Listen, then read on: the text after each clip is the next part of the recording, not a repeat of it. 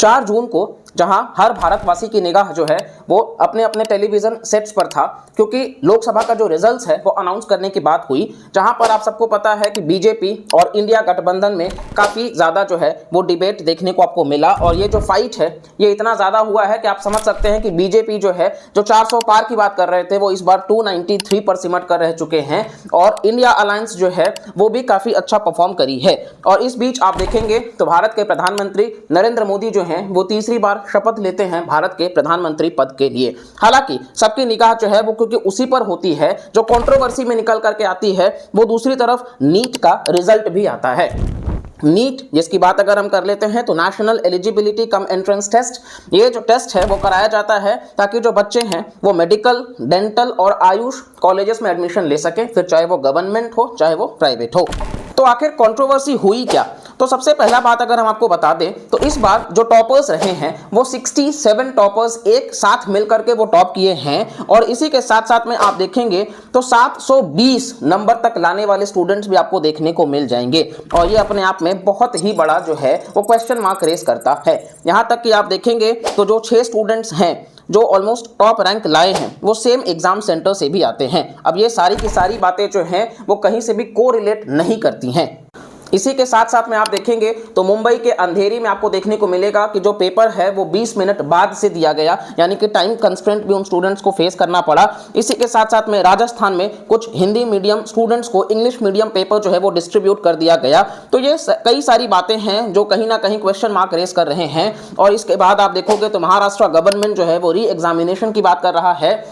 यहाँ तक कि एग्जाम होने से ठीक पहले जो है वो आप देखोगे पेपर लीक जो है वो काफ़ी ज़्यादा ट्रेंड कर रहा था, क्योंकि टेलीग्राम हो या व्हाट्सएप हो हर जगह पर पेड प्रमोशंस चल रहे थे कि आप इतना पैसा दे करके अलग अलग सब्जेक्ट्स का जो है उसका आंसर की आप ले सकते हो। और ये बच्चों के भविष्य के साथ में खिलवाड़ है, और ये उन बच्चों की हम बात कर रहे हैं जो देश में भविष्य में डॉक्टर्स बनने वाले हैं, यानी कि ये कहीं ना कहीं बाकी लोगों की जिंदगी के साथ में कहीं ना कहीं फेस करेंगे।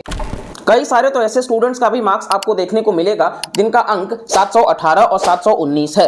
अब चलिए इसका हम थोड़ा सा एग्जामिनेशन पैटर्न के बारे में देख लेते हैं। तो जो नीट का एग्जाम है बेसिकली आप देखेंगे यहाँ पर 180 क्वेश्चंस होता है, और हर क्वेश्चन अगर आप सही करते हो तो उसके लिए आपको 4 मार्क्स दिए जाएंगे, यानी कि टोटल 720 मार्क्स। लेकिन अगर आप उसमें से एक भी सवाल गलत करते हो तो आपका 1 अंक जो है वो डिडक्ट कर लिया जाएगा। और इसी के साथ साथ में आपका जो 4 मार्क्स, क्योंकि जब सही होता तब 4 मिलता, लेकिन आपने गलत किया है तो वो 4 तो जाएंगे ही, साथ ही साथ 1 मार्क्स और कटेगा, यानी कि कुल मिलाकर के 5 मार्क्स कटेंगे। तो आप ही बताइए कि फिर 718 और 719 का जो ये पैमाना है वो किस तरीके से है। अब इसको कहीं ना कहीं डिफेंड करने के लिए जो नेशनल टेस्टिंग एजेंसी है उन्होंने कहा है कि वो ग्रेस मार्क्स का कॉन्सेप्ट जो है वो लाए हैं। अब ग्रेस मार्क्स उन्होंने क्यों दिया है, तो उन्होंने कई बार कहा है कि जो क्वेश्चन है तो बच्चे जो एनसीईआरटी पढ़ के जाते हैं वहां पर कहीं ना कहीं मिसप्रिंट है, तो हम उसको मान रहे हैं। अब ग्रेस मार्क्स का जो बात है ये तो कई बार स्टूडेंट्स को, फिर जैसा कि हमने एग्जाम्पल लिया कि भाई जहां पर राजस्थान में स्टूडेंट्स के साथ में पेपर डिस्ट्रीब्यूशन में बदलाव हुआ, या फिर अंधेरी में जिन बच्चों को वक्त कम मिला फिर उनको भी ग्रेस मार्क्स दिया जाना चाहिए था। तो ये ग्रेस मार्क्स का क्राइटेरिया भी जो है वो एनटीए बहुत ज्यादा डिफाइन नहीं की है। यहां तक कि आप देखेंगे तो इस बार का जो कट ऑफ स्कोर है वो भी काफी बढ़ा है। पिछले साल अगर हम देखें तो 134 हुआ करता था, लेकिन इस साल ये 720 में से 164 मार्क्स लाने हैं, जो कि काफी ज्यादा है। और इसी के साथ साथ में आपको पता है कि किस तरीके से हमारे देश में जो बच्चे हैं वो सुसाइड बहुत ज्यादा कर रहे हैं। जब भी आईआईटी या नीट जैसे एग्जाम्स की तैयारी की बात आती है इतना प्रेशर होता है, और इसी वजह से राहुल गांधी जो है उन्होंने ये कहा है कि मोदी जी के शपथ लेने से पहले ही 24 लाख बच्चों की जो भविष्य है वो दांव पर लग चुकी है। अब ये जो नीट की परीक्षा कंडक्ट कराई गई ये 4750 सेंटर्स में कराए गए, और यहाँ पर 1,08,940 MBBS सीट्स जो हैं वो भारत देश के 700 से ज़्यादा मेडिकल कॉलेजेस में भर्ती करे जाने की प्रक्रिया है। अब पेपर लीक की अगर हम बात कर लेते हैं तो ये ऐसा पहला इंसिडेंट नहीं है, क्योंकि हम सबको पता है हिंदी हार्टलैंड स्टेट्स जो हैं, चाहे आप उत्तर प्रदेश की बात कर लो, आप मध्य प्रदेश की बात कर लो, आप राजस्थान की बात कर लो, आप बिहार की बात कर लो, इन सभी स्टेट्स में आपको पेपर लीक के इंसिडेंट्स जो हैं वो काफ़ी ज़्यादा देखने को मिलेंगे।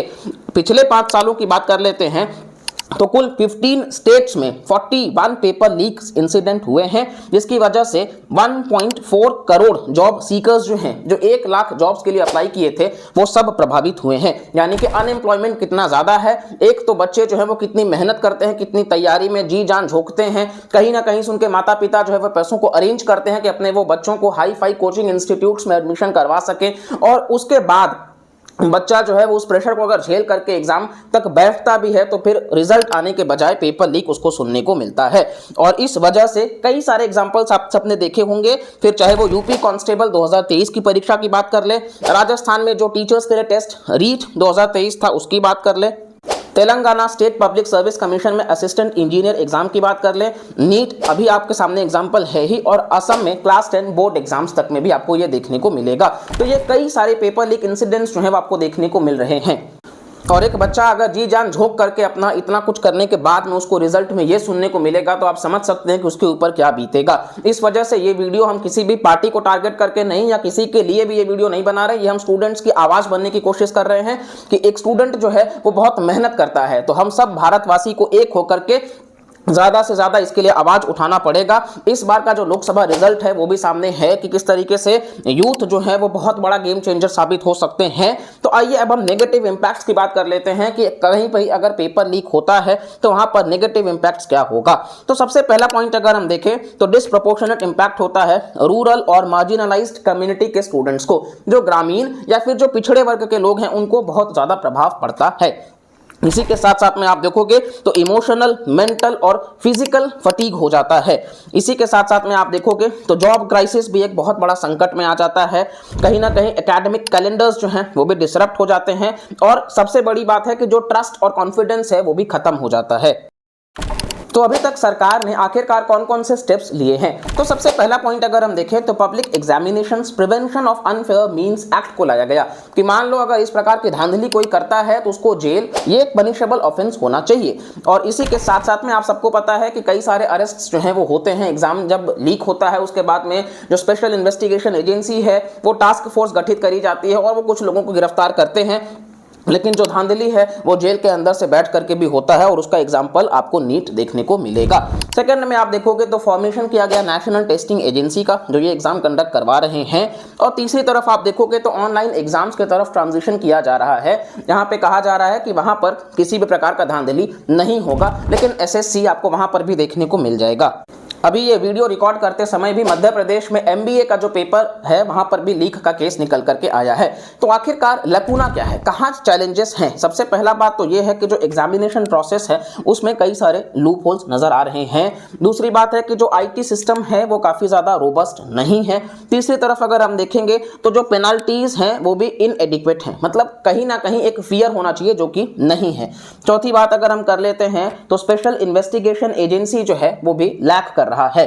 और इसी के साथ साथ में आप देखोगे तो जो स्टेट गवर्नमेंट है उनका भी जो डिस्क्रिप्शन है कि पब्लिक एग्जामिनेशन बिल उसको अडॉप्ट करने में वो बहुत ज़्यादा नहीं नजर आ रहे हैं। सबसे बड़ी बात तो ये है कि देखिए यहाँ पर जब भी मुद्दा आता है स्टूडेंट्स का तो कई सारी पार्टीज जो हैं देश की वो कहीं ना कहीं युवाओं की बात करते हैं, लेकिन उस लेवल पर निकल करके नहीं आते हैं। तो इस वजह से हर भारतवासी को ये जिम्मेदारी लेनी होगी कि ये बहुत बड़ा मुद्दा बनना चाहिए, इकोनॉमी, एनवायरनमेंट, स्टूडेंट्स का भी, क्योंकि हमारे देश में सबसे ज्यादा यूथ हैं। अगर इनका भविष्य अंधकार में होगा तो हमारा देश भी अंधकार में होगा, क्योंकि उज्जवल भारत तभी हो सकता है, विकसित भारत तभी हो सकता है जब इस देश के जो युवा हैं वो विकसित होंगे। और इस देश के विकसित युवा तभी हो पाएंगे जब यहाँ का जो सिस्टम है वो काफी ज्यादा साफ सुथरा होगा, क्योंकि इस प्रकार के सिस्टम पे सवाल या निशान पैदा होते रहेंगे। सरकारें आएंगी और जाएंगी, लेकिन बच्चों का जो भविष्य है वो एक बार अगर अंधकार में चला गया तो फिर वो बहुत बड़ा संकट होगा।